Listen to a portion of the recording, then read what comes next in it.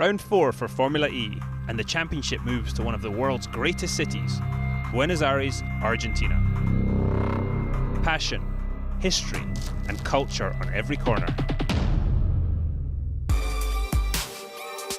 As 2015 comes alive, each of the 10 teams looking for the move that sweeps them through another electrifying street circuit, in a test of nerve and precision, in a city where drama is never far away.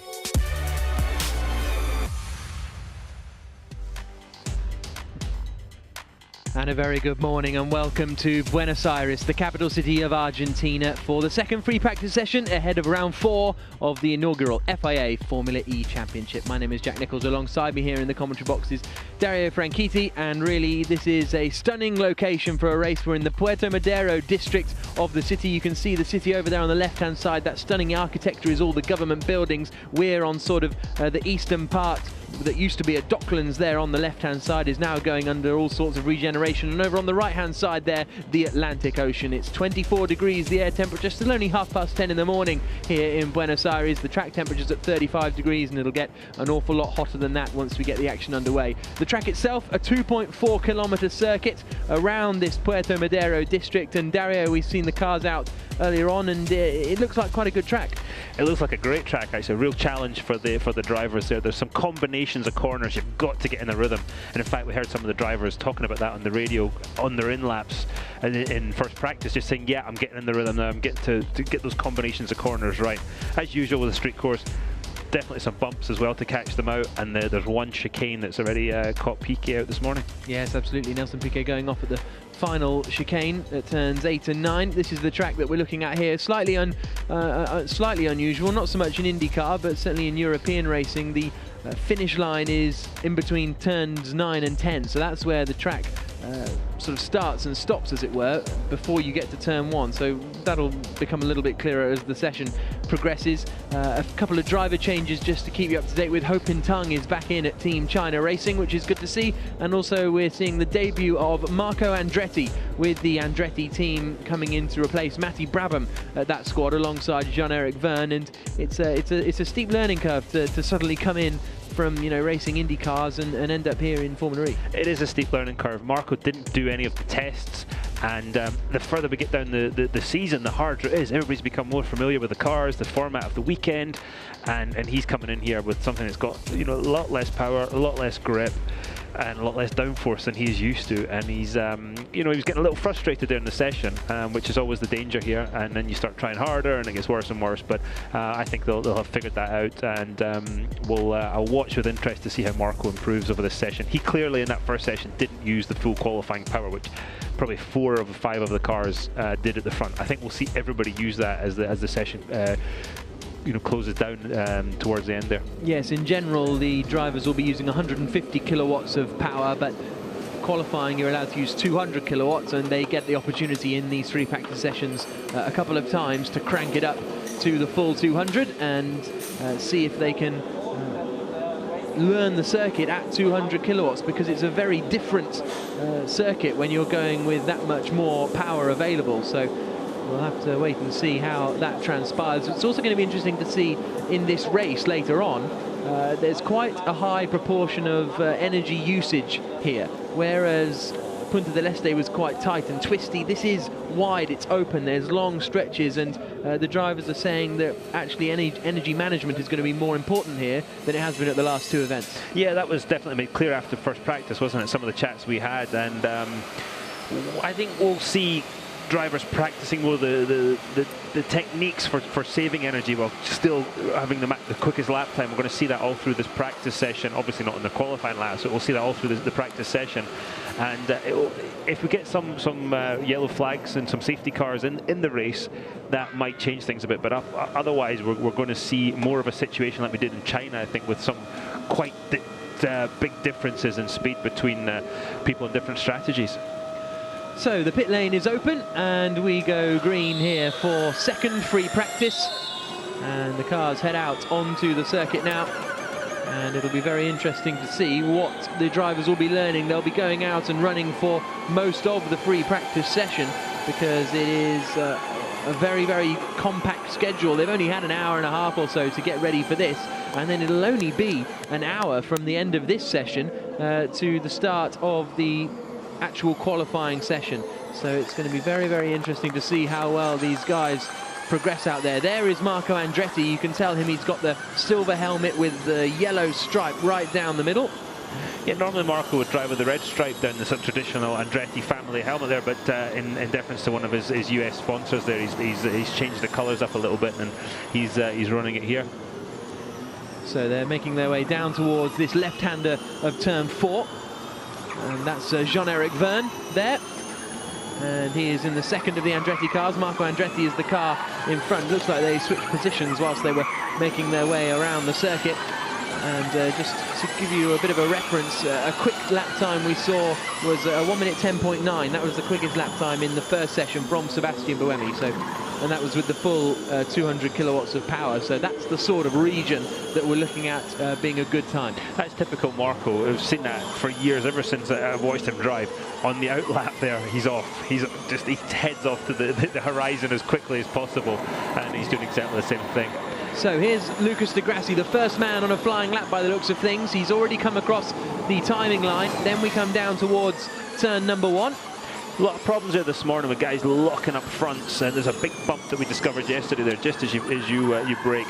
Dirty on the exit under the trees there, setting up for turn 2, trying to get as good an exit as possible. You got this fairly long straight, probably the longest straight actually, because turn 3 is really just a long kink, easily flat out, not using all the road there. And you'll see him now coming up to turn 4. Difficult, if you try and use too much of the road, you tend to lock the left front. Lucas did a good job there. Well, I'm sorry, yeah.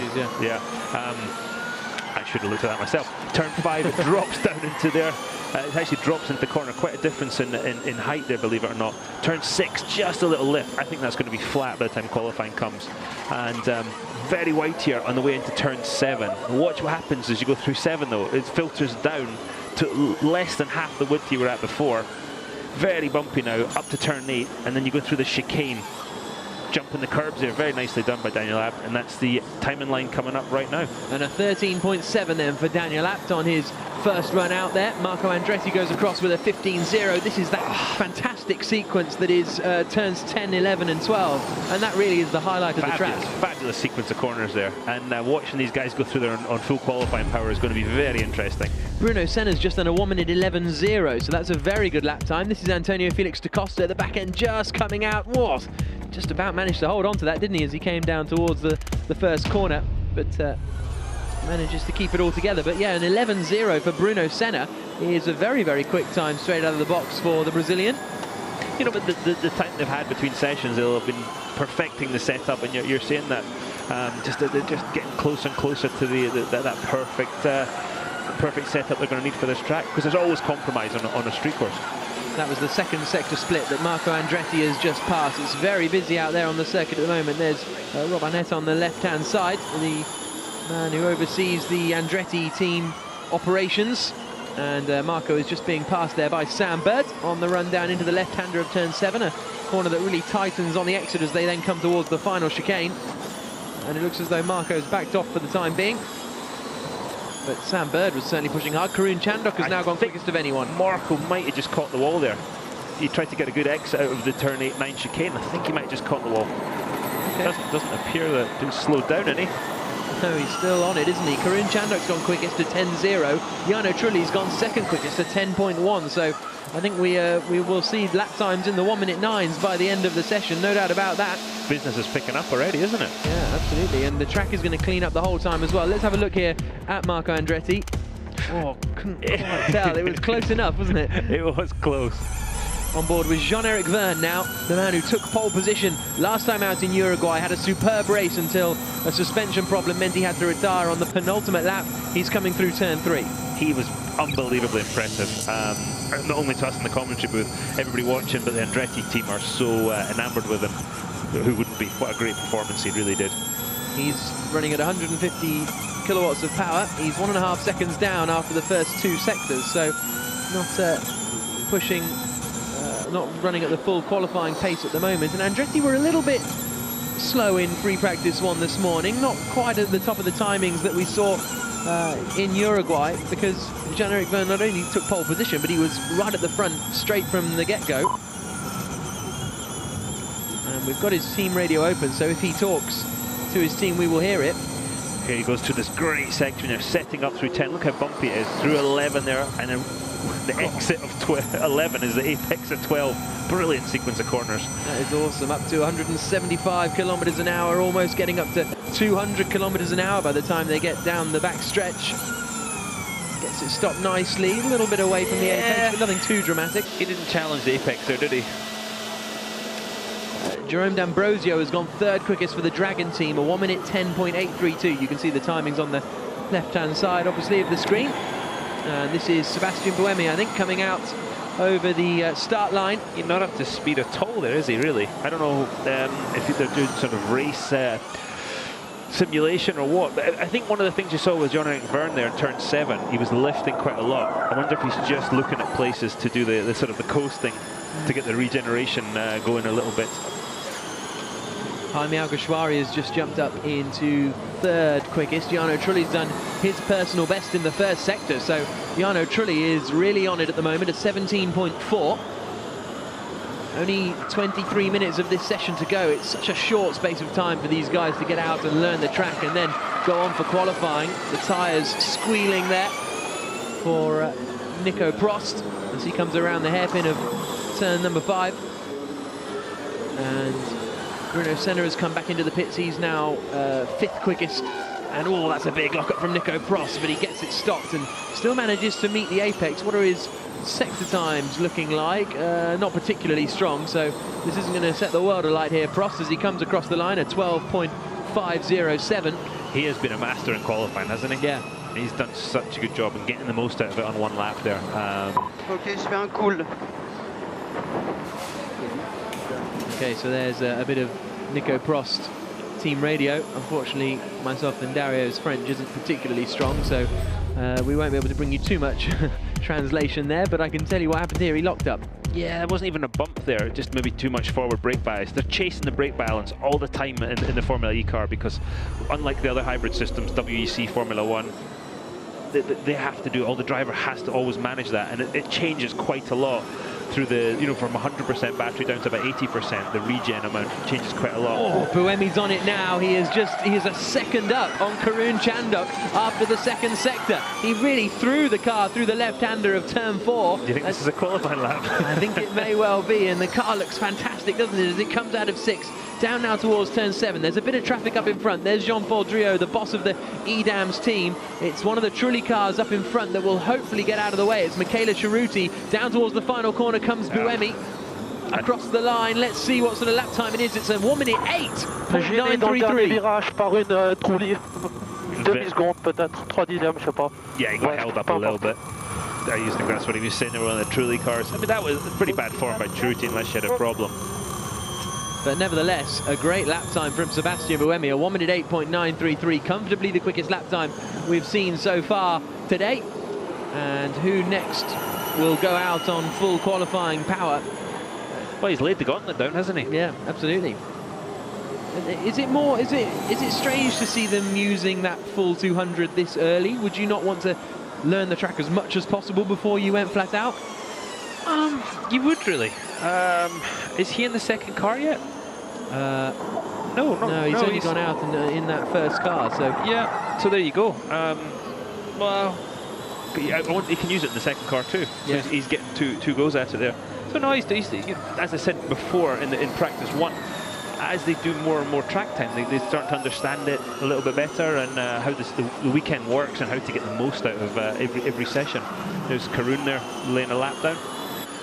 Yeah, he's coming up towards turn 5, currently 2nd quickest and currently all out of shape, about 4 seconds down after sector 2. Just locked the rears there on the way into 5. They have made the qualifying draw ahead of qualifying that's coming up a little bit later on, so we'll bring you that information now, I guess. So in as Karun again, he struggles with the brakes. Yeah, he's probably got the brake balance set a little bit too aggressively towards the rear there. And again, that's what practice is for. They're just finding where the limits are, what they can get away with, what they need to do. So Group 1 will be Bird Buemi Felix da Costa, Hopintung and Nelson Piquet Jr. The second group out will be Al-Shwari, Servia, De Grassi, Cerruti and Nico Prost. The third group will be Chandok, Heidfeld, Sarrazin, Abs and Duran. And Group 4 will be Trulli, Verne, Andretti, D'Ambrosio and Senna. This is a look at Nico Prost. Whoa, way too much speed into turn 1. Couldn't get it to stop. The rear was just locking, just on the edge of locking the whole way in there. And it looks like he didn't want to jump on the brake pedal to lock the tyres up either, so aborted lap. I wonder if he was in qualifying boost. Yeah, potentially. As he got loads of opposite lock as he tried to get out, and a shake of the head from Jean-Paul Driot there. But yeah, so Group 4 tends to be, well, it doesn't even tend to be the quickest group, but in theory it's the quickest group because it's the last group of cars out there on the circuit. It should be, but it hasn't proved that way. Exactly, but with the likes of Jarno Trulli and Jean-Eric Verne and Jerome D'Ambrosio and Bruno Senna really, and Marco Andretti in that final group, it's going to be very interesting. There's a yellow flag out there somewhere on the circuit, but it's been rescinded pretty quickly. But Al-Shwari's pushing. Now P3, so talk one and call the car, please. Al-Shwari just went P3 there we go, 10-0. I didn't risk it to the limit. It's possible to improve. I think the fact of doing 2 cool-down laps is not helping the brakes. I had no brake bite on the first sector and part of the second sector, so it's definitely not helping the brakes.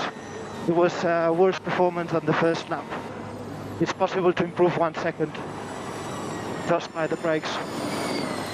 Now this is the catch-22 that the drivers find themselves in. They want to use the minimum amount of power on their outlap, but they can't build brake temperature. And with carbon brakes, you have to build that temp. So they're coming down to the first part of the lap, pressing the brakes. There's nothing.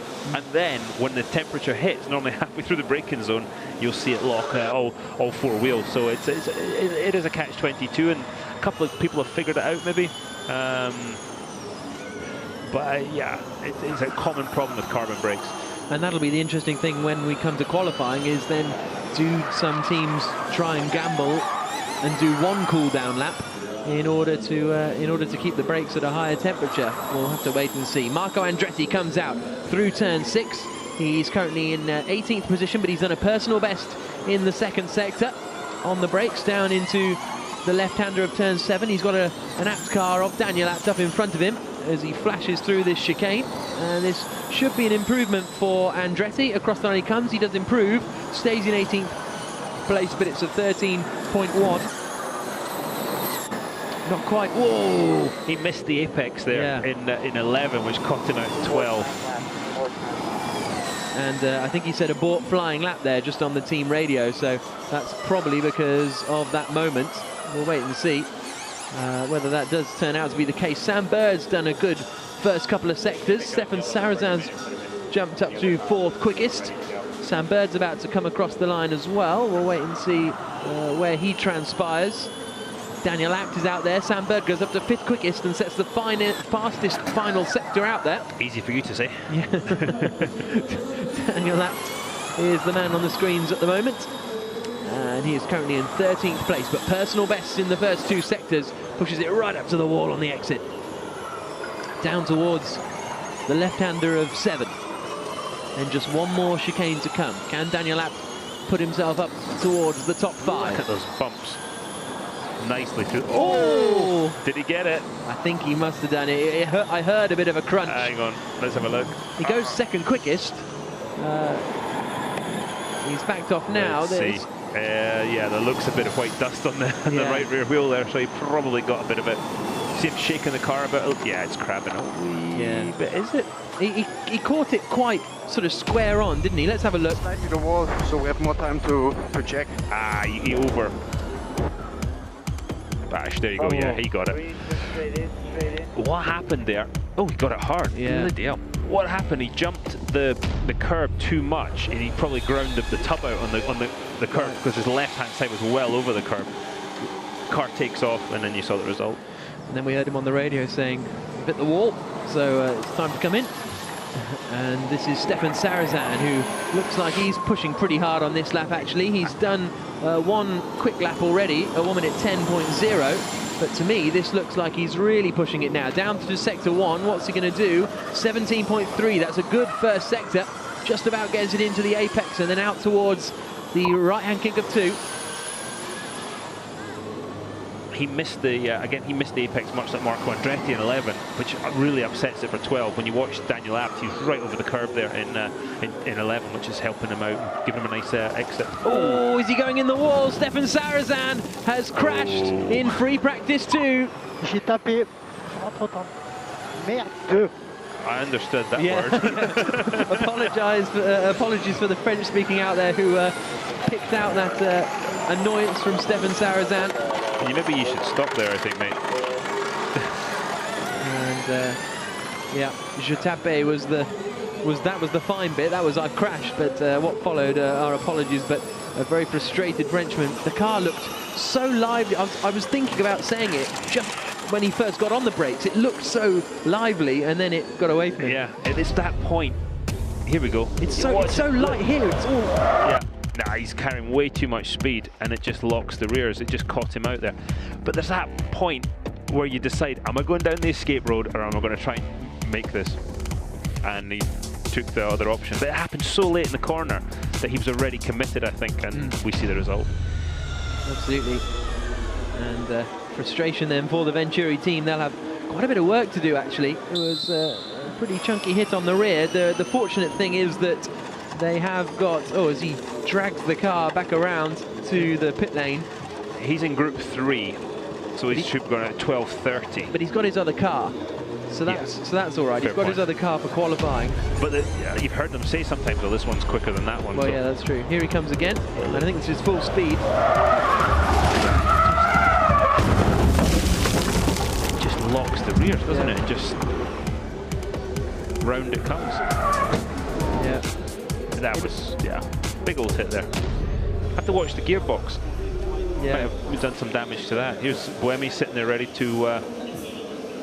I was going to say, look at the bottom of the steering wheel. It says Cara. I was wondering who Cara was, but it's obviously Cara. I thought he was giving his car's name. The other one will be Carbs, and they're the enemy. Carbs are the enemy.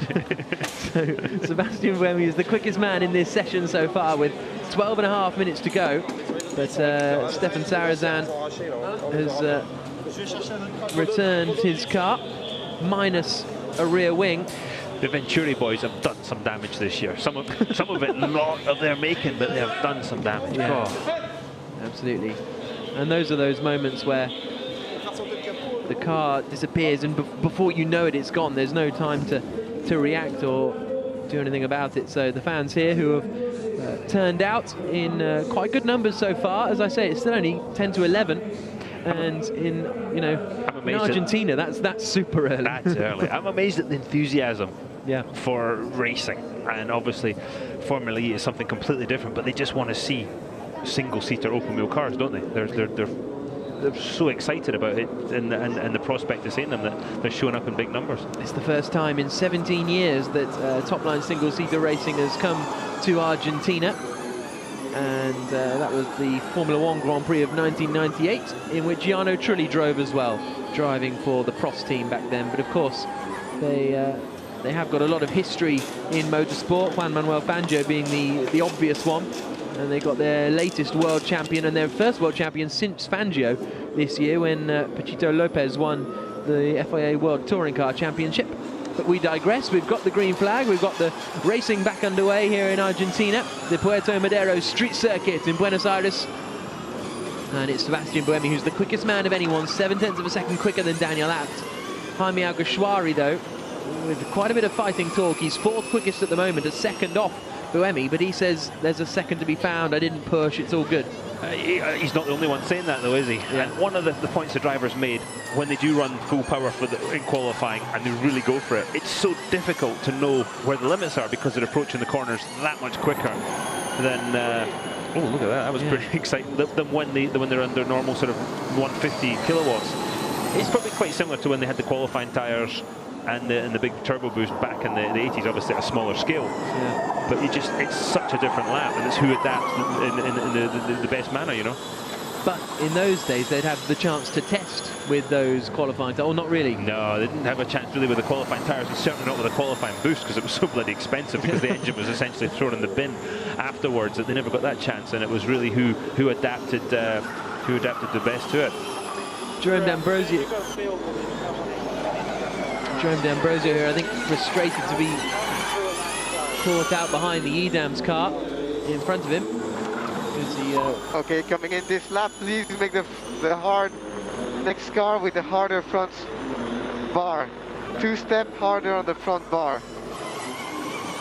What'll that do? He's looking for a bit of stability, it sounds like. It looks probably a bit lively in the rear, maybe wants better traction as well, and so he wants to stiffen the front of the car up.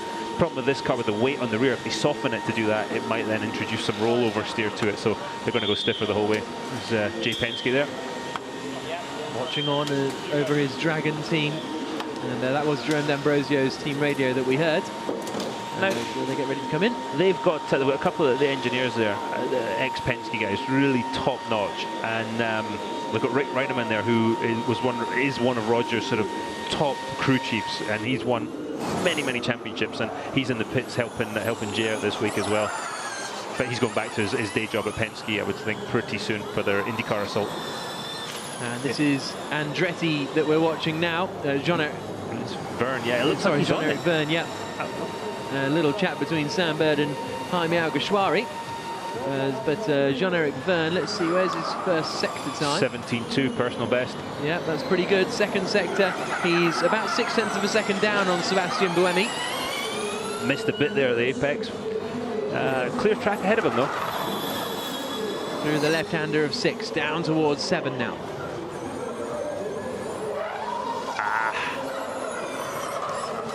Still gets it tucked in despite that lock-up on the front left, and now into the chicane. He's already hit the wall here once today. A pretty gentle tap, didn't seem to do too much damage, but that's 4th place for Jean-Eric Verne, 0.9 of a second slower than Sebastian Buemi. Back. Car doesn't look great, does it? Looks like he's struggling with the front end through the middle of the corner. He's maybe trying to sort of stabilise the rear on the way in, but he's certainly losing something through the middle of the corner. De Grassi has just gone second quickest, 1 minute 9.260, and then he's backed off and done a cool-down lap, so he might be going on it again. So Lucas, but there's a man who's slowing, Hope in Tongue. Now, has he hit something, or is that a mechanical problem?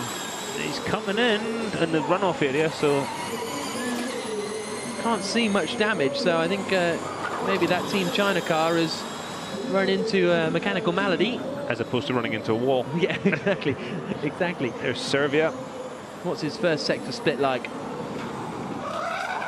1.8 seconds down, so he's not pushing particularly hard. He's way off line there at exit 1 into 2. Doesn't seem particularly happy, does he? No, just less than 7 minutes to go, and Servia is down in 14th place. The pit lane marshal very kindly returning that to Venturi. Could have kept that for himself and had a bit of a memorabilia. We've got a yellow flag somewhere out, turn 6, and that will be for the Team China car of Hope in Tongue. So that means Servia has to slow down a little. Yeah, he did slow down a lot there. Good for him. It's difficult when you're on that lap and you're thinking, yeah.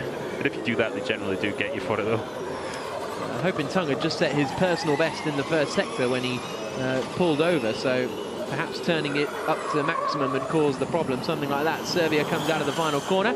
Not going to be a particularly strong lap time, and he remains in 14th position. So the drivers seem to be just waiting now. Most of them are in the pits, or about half are in the pits, waiting to go out and really push in these final 6 minutes of free practice. The next time they'll be on track will be in just over an hour's time, when qualifying will be underway for the Buenos Aires Eprix. Bruno Senna down into the hairpin of turn 1. Tucks it in nicely as we go on board with the Brazilian. Here comes the left-hander of turn 3. We've got usable energy in the middle, 74%, and then the power that he's using on the right-hand side, about 150 kilowatts.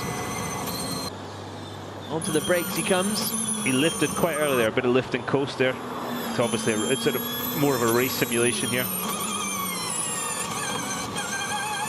Let's see what he does in 6. See if he does the same thing. Yeah. Yeah. That's more to sort of represent what he's going to have to do in the race there. And you do change your driving technique quite a lot in the race when you have to save energy, whether it's fuel or, in this case, the battery power. Into the final chicane comes Senna.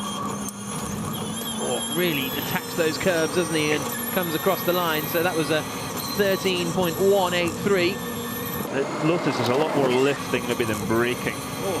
Yeah. 1.6. And that's it. So that was Senna coming across the line and telling the team some reading that they want to know. But normally they like to have that at the finish line, at the start-finish line. But here, the finish line is just as you're coming into all that crazy antics at 10, 11 and 12. So the teams are having to choose a different place to get their readings from the drivers because they don't have access to the telemetry that we have access to. Felix da Costa, I thought he was in the wall there, but he's managed to... Match 1 and 2, match 1 and 2, we have 4 minutes to complete this program. 4 minutes. I have to say, if you look at the rear wing that the Amlin cars are running there, no wonder it's a bit sketchy.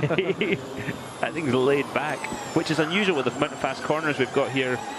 You know, we saw it last week. The e.dams car's pretty laid back too now. Obviously trying different things in the lead up to qualifying here. Only 3 minutes 45 to go. Yeah, they come through that hairpin. I suppose here there's only that 10, 11 and 12 that really demands the rear downforce, would you say? Well, you know, it's overall downforce really. We just can't see it on the rear there. But I think turn 6 you're going to want it to. Probably 8 and 9, not as much, but you'd certainly. I'd want it in 8 and 9, and every brake zone you're going to notice it. But yeah. There's clearly, as we've talked about, there's that trade-off. So Buemi comes across the line, 4.2 seconds slower than he has been before. Comes through that sequence of 10, 11 and 12. C'est en tout cas une demi-seconde moins vite pour la même contrôle. Don't know. All I heard was less slow. Yeah, but that was it. I don't know what, I don't know why. I prefer the English ones. But our French broadcasters are probably loving that, as we see Sam Bird coming through turn 2, and looks like he's cruising around. P8 right now. And his teammate Jaime Alguersuari is in P6. So it's interesting that Virgin have sort of, they had that one race in Malaysia where they were phenomenal, but then everywhere else it hasn't been as strong. It's a very curious situation at Virgin. Jaime Alguersuari's just gone across the line. 2 minutes and 15 seconds to go of this second free practice session, and no one is pushing at the moment. I thought their pace was fairly reasonable in Punta, but they just were not. Obviously, Sam had a couple of crashes there. So yeah, but they seem to be not quite right at the sharp end yet.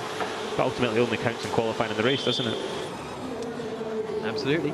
This is Jean-Eric Verne, currently 4th quickest, and he is the highest ranked driver still out on the circuit. The top 3 are all in the pits and look like they've completed their session, whereas Verne is still out there lapping. Across the line he comes and does a 13.3. Karun Chandok behind him there in the Mahindra car. And throws it through 11. Chandok following through. Let's see what their sort of first sectors are, whether they're still just running in, it looks to me as though they're in race mode. Oh, that's a big lock-up from Vernon's and Chandok as well. They're all struggling, and this is their sort of second lap. This isn't, you know, first lap out, cold brakes. So they're going to be struggling all race, I think, with breaking down into that first hairpin. Yeah, the problem there, like we've talked about, Jack, is there's that bump that we discovered yesterday, and they're going to hit that every lap, and it looks like it's just as they get on the brake pedal. Felix da Costa there, 9.3. Oh, very good lap from Antonio Felix da Costa, yeah. 1 minute 9.3, 4/10 of a second down on Sebastian Buemi. And that is good for the Amlin team because they have really struggled. But we spoke to Mark Preston earlier, wasn't it, who said we made massive steps at the post-race test in Punta, because they've been nowhere so far this season, and I'm sure they'll agree to me saying that. But they said we've found magnificent steps, and now da Costa is only 4/10 off Buemi. Yeah, obviously impressive. Hopefully they can carry that through to the to qualifying, which will get underway in exactly 1 hour's time. We'll be having our first group of drivers out. Make sure you join us as Jarno Trulli flashes through and comes across the line. The checkered flag is going out in about 5 seconds time, and that was Antonio Felix da Costa getting well out of the way of the cars behind. Checkered flag is out then, And that completes the session. No one out there really on a lap. Salvador Duran's just done his personal best in the middle sector, the Mexican in the Amlin Aguri team. So he might jump up a little bit when he comes across the line. He's in 17th place at the moment. Nico Prost only in 18th place. How many laps did he complete? He did 18 laps, so he did plenty of laps, but obviously didn't run at full race pace. Duran does improve, an 11.1 for Salvador Duran, so he ends up 16th quickest at the end of that session, and that completes anyone who's out there on a lap. There's Peter McCool, one of the men behind the Amlin Aguri team, but it's Sebastian Buemi who is quickest once again, and he's looking very, very difficult to beat. And he will be going out in the first group in qualifying, though, so that could be a bit of a disadvantage, but all season we've said that and it hasn't come true. No, so as I said, my predictions for qualifying have not been the best. I'm just going to keep quiet today. Bruno Senna, his in-lap looked fairly quick there, actually. He looked like again, it's that thing of trying to get every lap. Here we see the practice starts and just working on that technique of how to get off the line as quickly as possible. But Bruno, you'll see him there, he ran that in-lap and just getting every corner, every lap, anytime you can get that information, that's exactly what he was doing there. And coming in less than an hour to qualify now. Yeah, there's no time for mistakes or really anything. Really a good schedule. Oh, Jarno not looking at the lights as they went out for Oriol Servia, and he's not going to wait for the second run either, so Trulli does what he wants as they do their little practice starts and head down towards turn number 1 again. So it'll be interesting to see what Trulli can do, because he, over one lap, as we have always known, is pretty impressive. 4th place finish last time out in Punta del Este, and he was running right at the front in Putrajaya as well before an accident with Nelson Piquet Jr. forced him out of the race. So I think Trulli could be a good bet for running up the front of the grid later on, because he's out in that final group as well, along with Jean-Eric Verne, Marco Andretti, Jerome D'Ambrosio and Bruno Senna. A little chat with the Prosts. What a great asset to have in the garage. Yeah. You know, go in there and have a word with the old man, and you know, he's been there, he's seen it, he's done it. And Nico Prost has been very impressive in qualifying too this year. Yeah, really impressive, Nico Prost. 2 pole positions, well, 2 fastest times in qualifying. Here's a look at the classifications then after free practice 2. Sebastian Buemi, the quickest man of all, a 1:08.933. Lucas Di Grassi, second quickest, 0.3 of a second down. Antonio Felix da Costa, really impressive for the Amlin team to be 0.4 of a second off Buemi. 4th position for Daniel Abt, a couple of tenths off his teammate Di Grassi. Then we've got Verne completing the top 5. Chandok, the first of the Mahindra runners. And then we had Alguersuari, Sarazan, Bird and Trulli completing the top 10. Nelson Piquet Jr. there in 11th place. Nick Heidfeld 12th. And Heidfeld's a man we haven't really seen much of since that opening race in Beijing. Salvador Duran getting up to 16th there at the end of the session. Nico Prost in 18th. Ho Pin Tung having to pull off the circuit towards the end of that session, finishing down in 20th place. So that concludes the second free practice session, and in 55 minutes we'll be getting ready for the qualifying session, which will decide the grid for the 4th round of the FIA Formula E Championship, the Buenos Aires Eprix at the Puerto Madero street circuit, and it should be very entertaining. We'll be going on with our coverage at about 11:45 local time, and qualifying will start at noon local time. And there's the view over the wonderful city of Buenos Aires. That's the Puerto Madero port that you can see just below us. It's been rejuvenated in recent years, and out to the right hand side there, the Atlantic Ocean and the Rio de la Plata. And it certainly has been a pretty good track, and this is one of the best that we've had so far this season, I think, Dario. Yeah, the tracks have been really good, and it's a comment you've heard from the drivers a lot, saying, yeah, this is a good track. You know, and every track we've been to, they've said that, oh, this is fun, this is more fun than I thought. And yesterday, those laps we did in the i8, the BMW i8, I really enjoyed it. I thought, God, I wouldn't mind a wee burn round here and see what see what it's all about. But it's definitely challenging, and the position of the bumps are right where you don't want them. Same for everybody, absolutely, but they're right where you don't want them, and the combination of corners is very easy to make a mistake on. That's an interesting swimming pool. So we can now hear from Lucas de Grassi, the man who finished in second place in that second free practice session, 3.5 tenths down from Buemi. He's with Nicky Shields. Lucas de Grassi currently an 18-point lead ahead of joint second and third, and now in practice you're in second position, so looking ahead to make that gap even bigger. Yeah, the track is pretty nice. I really enjoy driving here, really fast sections, fast chicanes. The last corner is pretty amazing. So yeah, feeling comfortable, the car is good. Audi Sport Abt has done a fantastic job again, so we have to push in qualifying now and push again in the race. So 3 out of 3, we're going to see you on the podium again? I hope so. Thanks very much.